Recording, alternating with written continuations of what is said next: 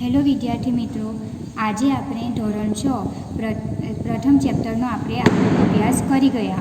આજે આપણે બીજું ચેપ્ટર પૂર્ણ સંખ્યાઓનો અભ્યાસ કરીશું. તો સૌપ્રથમ આપણે શીખવું પડે કે પૂર્ણ સંખ્યાઓ એટલે શું અને પૂર્ણ સંખ્યાઓમાં કઈ કઈ સંખ્યાઓનો સમાવેશ થાય છે.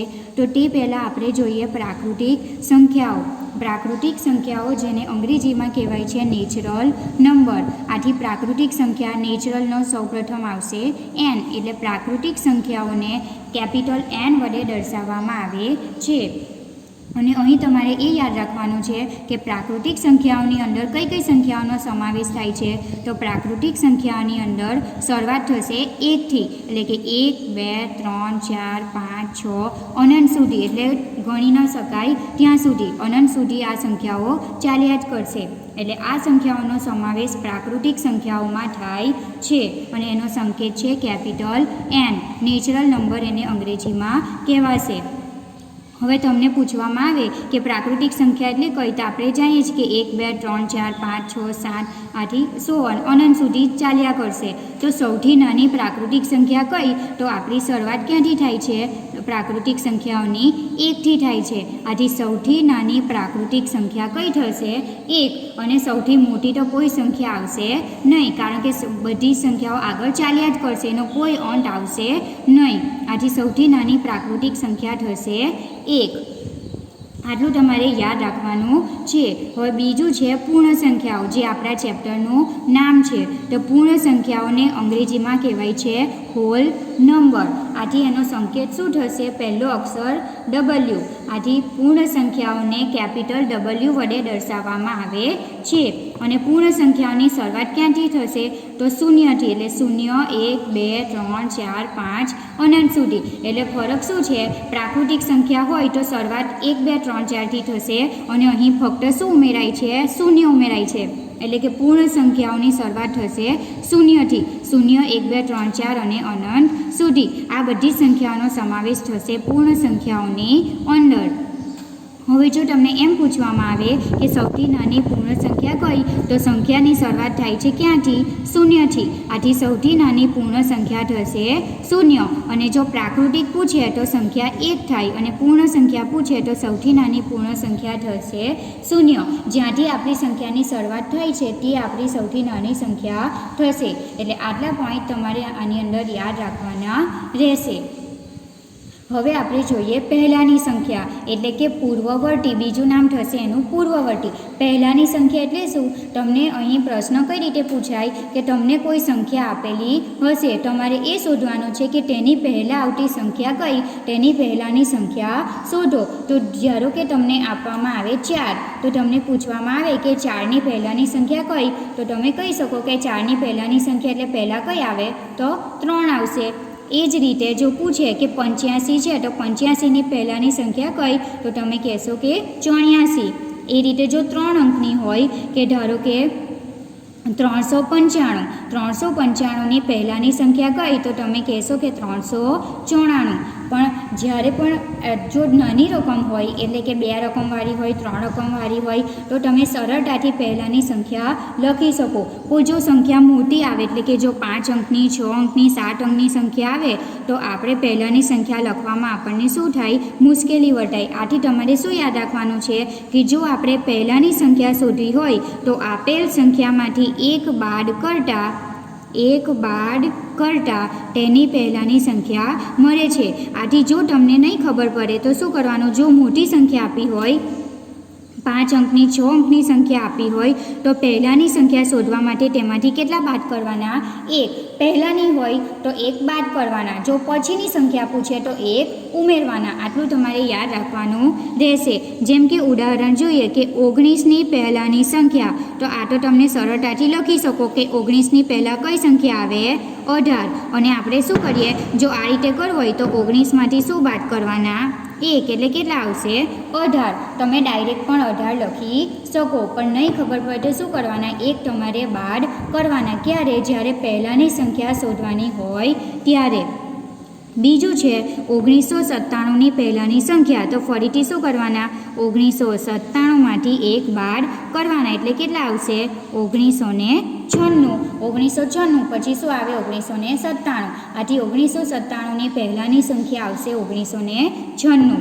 એ જ રીતે હવે 1000, તો 1000ની પહેલાંની સંખ્યા શોધવામાં આપણને શું થાય, મુશ્કેલી થાય. તો આપણે શું કરીએ, 1000ની અંદરથી કેટલા બાદ કરીએ, 1 બાદ કરીએ, એટલે આપણને એની પહેલાંની સંખ્યા મળી જશે. તો 0માંથી 1 બાદ નહીં થાય, અહીં 0 છે એટલે ડાયરેક્ટ આપણે જવું પડશે 1 પર. 1ને કાપીને કેટલા મૂકવાના, 0. અહીં 0ને કાપીને 9, અહીંયા 9 અને છેલ્લે 10. હવે 10માંથી 1 જાય તો 9, આ 9 અને 9 અને આ 0, એટલે કેટલા આવશે 999. આથી અહીં જવાબ આવશે આપણો 999. હવે 1000ની પહેલાંની સંખ્યા તમે શોધવી હોય તો શું કરવાનું, 1 બાદ કરવાનું, એટલે 999 આપણો અહીં જવાબ આવશે. આથી યાદ શું રાખવાનું છે કે જો પહેલાંની સંખ્યા શોધવાની હોય તો કેટલા બાદ કરવાના, 1 બાદ કરવાના. હવે જોઈએ પછીની સંખ્યા. તો પછીની સંખ્યાનું બીજું નામ છે પ્રતિવર્તી. હવે પછીની સંખ્યા એટલે ધારો કે આ પૂછવામાં આવે કે 5ની પછીની સંખ્યા લખો, તો 5 પછી કેટલા આવે, 6. આ તો 6 તમારો જવાબ થશે. એ રીતે જો 3 અંકની પૂછવામાં આવે, ધારો કે તમને પૂછે કે 288ની પછીની સંખ્યા કઈ આવે, તો તમે કહેશો 289. 288 પછી કઈ આવે, 289. પણ જો ખૂબ મોટી સંખ્યા હોય, વધારે અંકવાળી સંખ્યા હોય, તો શું યાદ રાખવાનું છે કે આપેલ સંખ્યામાં 1 ઉમેરતા તેની પછીની સંખ્યા મળે છે. એટલે જો પહેલાંની સંખ્યા શોધવી હોય તો 1 બાદ કરવાના છે, અને જો પછીની સંખ્યા શોધવી હોય તો 1 ઉમેરવાના છે. આટલું તમારે યાદ રાખવાનું છે. તો અહીં આપણે લખવું હોય કે 13ની પછીની સંખ્યા, તો આપણે લખી શકીએ કે 13ની પછી શું આવે, 14. એ રીતે હવે 12000, તો 12000ની પછીની સંખ્યા, તો શું કરવું પડે, 12000માં 1 ઉમેરો, તો કેટલા આવે, 12001. નહીં ખબર પડે તો 1 શું કરવાના છે, ઉમેરવાના છે. એ રીતે 10000ની પછીની સંખ્યા, તો 10000ની અંદર આપણે કેટલા ઉમેરીશું, 1, તો થશે 10001. હવે 999ની પછીની સંખ્યા, તો તમને નહીં ખબર પડે આપણે ઉમેરીએ કે 999 વત્તા 1 કેટલા આવે છે તે ચેક કરીએ, તો 9 ને 1 10 વધી 1, 9 ને 1 10 વધી 1, 9 ને 1 10.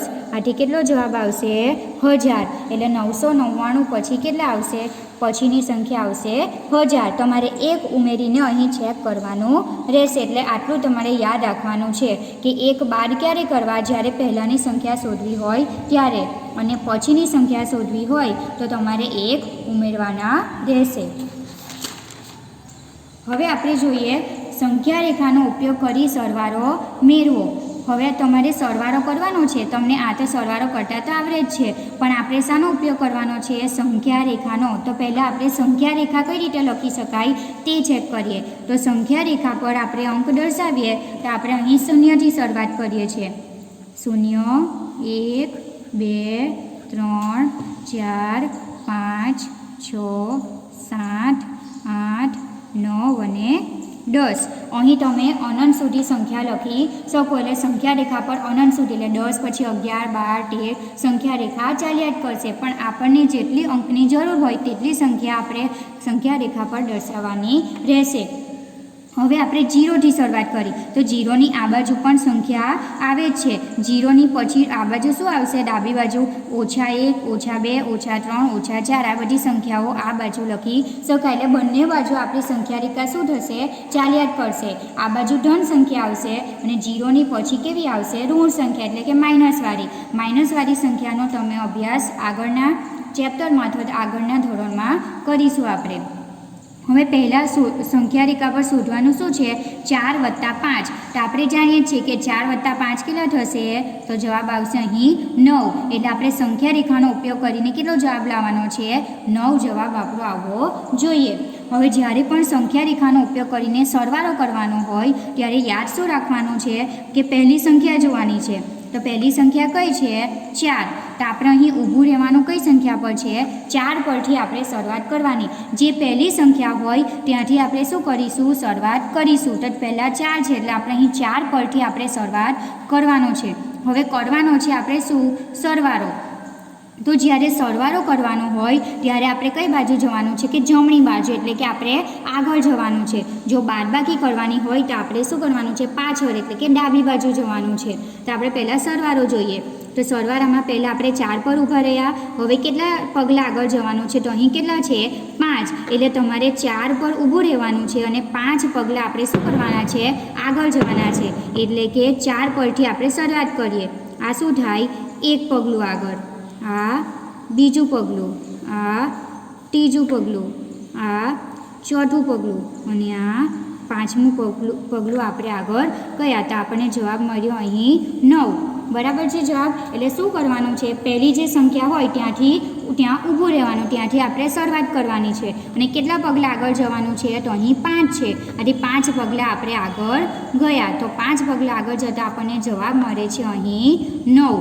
આથી આપણો અહીં જવાબ આવશે 9. તો આ રીતે તમારે કરવાનું છે. યાદ રાખવાનું છે ખાલી આપણે કઈ બાજુ જવાનું છે, જમણી બાજુ જવાનું છે. એ જ રીતે છે બીજું ઉદાહરણ 1 + 6.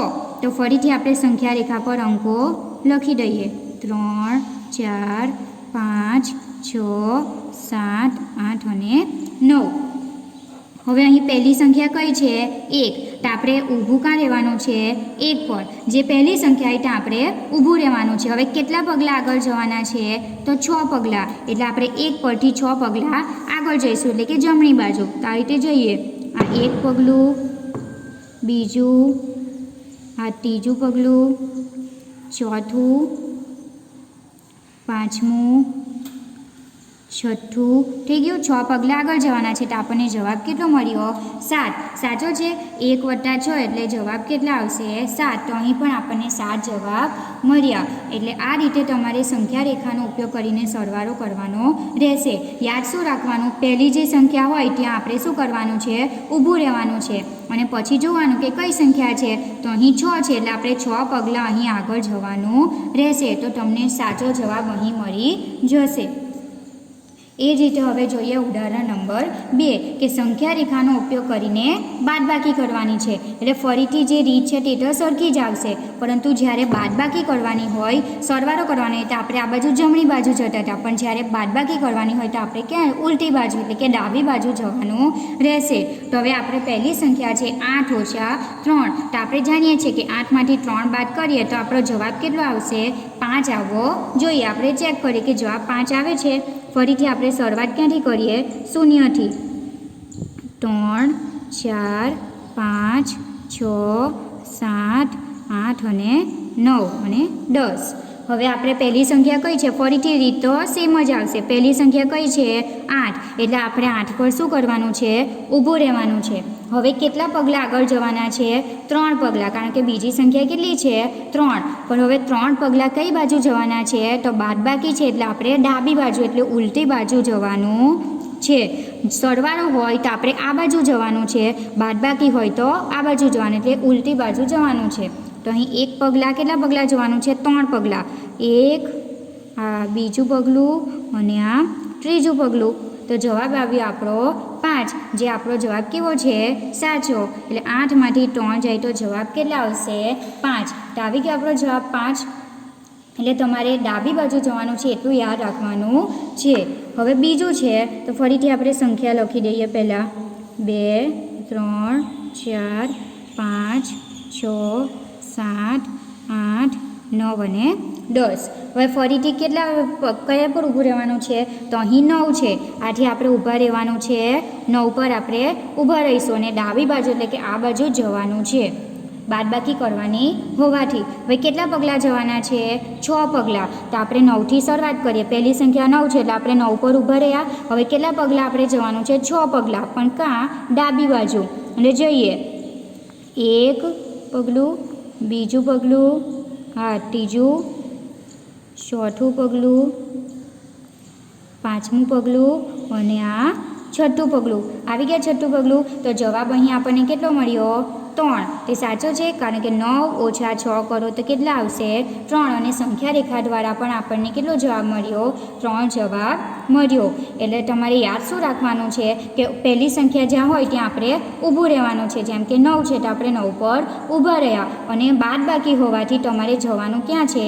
ડાબી બાજુ જવાનું રહેશે. અને જેટલી સંખ્યા આપી હોય અહીંયા 6 આપેલા છે, આથી આપણે 6 પગલાં આપણે ક્યાં ગયા? ડાબી બાજુ જઈશું. તો આપણને જવાબ સાચો મળશે. અહીં જવાબ મળે છે 3. તો એ જ રીતે 6 - 2 ત્રીજું ઉદાહરણ તમારે હોમવર્કમાં કરવાનું રહેશે. બાદબાકી કરવાની છે. સંખ્યા રેખા દોરીને તમારે 6 - 2નો જવાબ મેળવવાનો રહેશે. નોટબુકમાં આ દાખલો કરવાનો રહેશે. હવે જોઈએ આપણે ગુણાકાર. સરવાળો જોઈ ગયા, બાદબાકી જોઈ ગયા. હવે જોવાનું છે આપણે ગુણાકાર. સરવાળામાં યાદ શું રાખવાનું હતું કે આપણે જમણી બાજુ જતા હતા, અને બાદબાકીમાં ક્યાં જતા હતા? ડાબી બાજુ.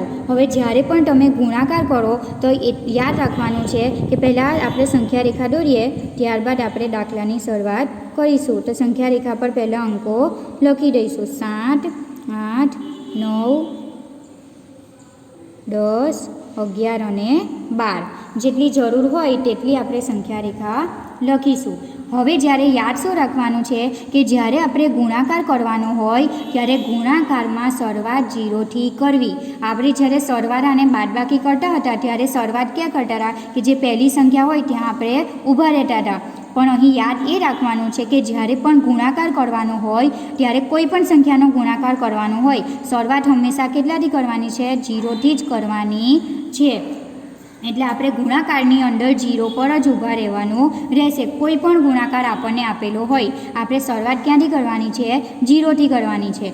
આથી 0 પર આપણે ઊભા રહ્યા. હવે કરવાનું શું છે? અહીં ગુણાકાર કરવાનો છે 2 × 6નો. તો 2 × 6 કેટલા થાય? 12. આપણો 12 જવાબ આવવો જોઈએ. હવે 0થી શરૂઆત કરીએ આપણે. હવે અહીં શું છે? પહેલાં 2 છે, તો આપણે કરવાનું શું છે કે અહીં જૂથ પહેલી જે સંખ્યા હોય તેટલું જૂથ બનાવવાનું. અહીં કેટલી છે? 2 સંખ્યા છે, તો આપણે બે સંખ્યાનું શું કરવું પડે? જૂથ બનાવવાનું છે. ધારો કે કેવી રીતે? તો 0થી 1 એટલે આ પહેલું જૂથ થાય, અને આ 1થી 2 એટલે આ કેટલું થાય? બીજું જૂથ. એટલે આપણે બે જૂથ બનાવવાના છે, તો આ કેટલું થાય? આ પહેલું જૂથ અને આ બીજું જૂથ. આ રીતે તમારે 2 જૂથ બનાવવાના છે. અને બીજી સંખ્યા કેટલી છે? 6 છે, તો તમારે 6 પગલાં આગળ જવાનું રહેશે. એટલે બીજી સંખ્યા જેટલી હોય તેટલા પગલાં આપણે આગળ જોઈશું. પરંતુ અહીં ગુણાકાર કરવાનો હોય તો તમારે શું કરવાનું છે? જૂથ બનાવવાનું છે. પહેલાં કેટલા છે? અહીં 2 છે, આથી આપણે 2નું જૂથ બનાવવાનું. તો 0થી 1 એટલે આ પહેલું, અને 1થી 2 એટલે આ બીજું જૂથ. તો શું કરીશું? 0થી 2 આ કેટલા પગલાં કહેવાય? 1 પગલાં. બબ્બેનું જૂથ બનાવીને તમારે 6 પગલાં આગળ જવાનું છે, કારણ કે બીજી સંખ્યા કઈ છે? 6. તો એ રીતે આપણે ફરીથી 1 પગલું આગળ ગયા. હવે ફરીથી 2 જૂથ બનાવીએ. આ પહેલું જૂથ અને આ બીજું જૂથ. એટલે બેના જૂથમાં આપણે આગળ વધવાનું રહેશે. આ બીજું પગલું. ફરીથી આ ત્રીજું પગલું. ત્યારબાદ આ ચોથું પગલું. આ પાંચમું પગલું, અને આ થશે આપણું છઠ્ઠું પગલું. યાદ શું રાખવાનું છે? અહીંયા 2 છે એટલે આપણે બબ્બેનું જૂથ બનાવીને 6 પગલાં આગળ જવાનું છે. તો આપણને જવાબ અહીં કેટલા મળે છે? 12. તો આપણને સાચો જવાબ મળી ગયો. 2 × 6 એટલે કેટલા થશે? 12. 2 × 12. એટલે તમારે આ રીતે આગળ વધવાનું રહેશે. બીજું ઉદાહરણ જોઈએ. ફરીથી આપણે સંખ્યા લખી દઈએ. 1, 2, 3, 4, 5, 6, 7, 8, 9 અને 10. તમારે અહીં વધારેમાં વધારે જેટલી જરૂરિયાત હોય તેટલી સંખ્યા ઉમેરવાની રહેશે. હવે આપણે જોઈએ, શરૂઆત હંમેશા ક્યાંથી કરવાની? 0થી. ગુણાકારમાં શરૂઆત 0થી જ કરવાની રહેશે. એટલે આપણે 0 પર ઊભા રહીએ. હવે કરવાનું શું છે? અહીં 2 છે એટલે આપણે યાદ શું રાખવાનું કે 2 પગલાં આપણે આગળ વધવાનું છે. પણ અહીં કેટલા છે? અહીં પહેલાં 2 હતા તો બબ્બેનું જૂથ બનાવ્યું. અહીં કેટલા છે? 4 છે, તો આપણે જૂથ કેટલાનું બનાવવાનું છે? 4નું. એટલે કે 0થી 1 આ પહેલું જૂથ, આ બીજું જૂથ, આ ત્રીજું જૂથ અને આ ચોથું જૂથ. એટલે 4નું જૂથ બનાવીએ તો ડાયરેક્ટ ક્યાં જવું પડશે? 1, 2, 3 અને 4. આ 4નું જૂથ બનાવ્યું આપણે. કેટલા પગલાં જવાનું છે? 2 પગલાં. એટલે આ કેટલું પગલું થયું? 1 પગલું. ફરીથી 4નું જૂથ. 1, 2, 3 અને 4. એટલે ક્યાં આવશું આપણે? ડાયરેક્ટ 8 પર. આ કેટલા પગલાં થશે? બીજું પગલું. એટલે આપણને જવાબ કેટલો મળશે? 8.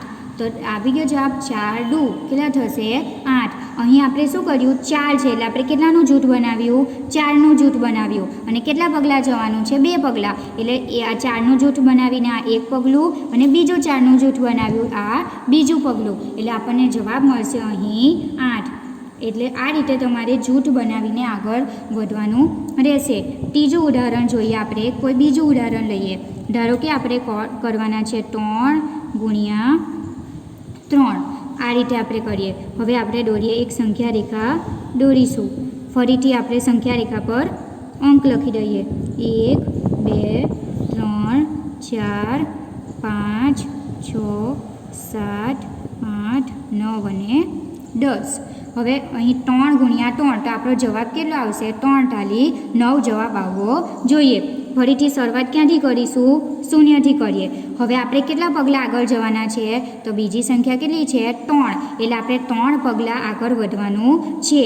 હવે પહેલી જે સંખ્યા હોય તેટલું જૂથ બનાવવાનું. તો પહેલી સંખ્યા કેટલી છે 3 તો આપણે જૂથ કેટલી સંખ્યાનું બનાવવાનું છે 3નું તો આપણે બનાવીએ.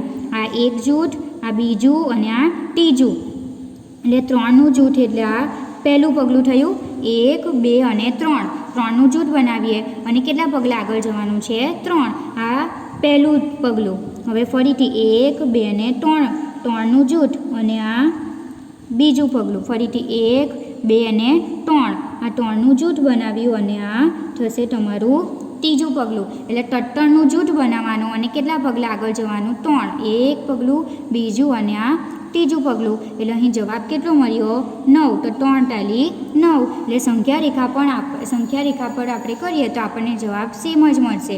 પણ આ તમારે જૂથ કઈ રીતે બનાવવાનું તે અહીં યાદ રાખવું પડશે.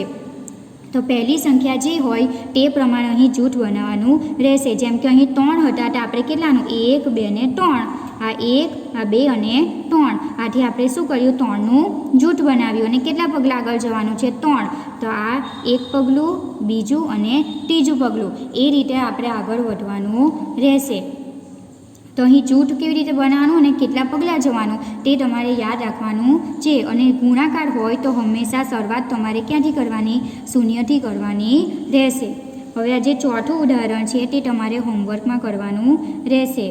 2 ગુણ્યા તમારે કરવાના છે 5 અને 5મું ઉદાહરણ છે 4 ગુણ્યા તમારે કરવાના છે 3. આ 2 ઉદાહરણ તમારે હોમવર્કમાં કરવાના રહેશે. સંખ્યા રેખા દોરીને આ બંને સંખ્યાનો ગુણાકાર કરવાનો છે. જવાબ તો તમને ખ્યાલ જ છે પણ સંખ્યા રેખા પર કઈ રીતે દર્શાવવાનું તે આપણે અહીં શીખવાનું છે. તો આ બંને ઉદાહરણ તમારે નોટબુકમાં કરીને મોકલવાના રહેશે.